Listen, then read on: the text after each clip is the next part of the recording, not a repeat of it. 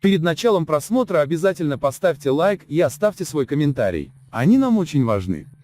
В госпитале научно-клинического центра кардиологии в Ашхабаде, летом перепрофилированного для лечения пациентов с пневмонией, в настоящее время находится 4 больных коронавирусом. Об этом корреспонденту «Хроники Туркменистана» рассказали врачи этой больницы. Как и прежде, в официальном диагнозе указана пневмония. В Центральном клиническом госпитале зараженных 18 человек. Среди них есть молодые люди и 1 подросток. По мнению столичных врачей, наибольшее число заболевших COVID-19 поступает из района Хитровки. Обеспеченные люди с симптомами COVID-19 предпочитают лечиться дома, нанимая медработников на частной основе. За курс лечения, длящийся 2-3 недели, медсестры, за уколы и прочие процедуры, получают 3000 манатов, врачи за осмотр, назначение лекарств и контроль за состоянием, от 2000 до 5000 манатов.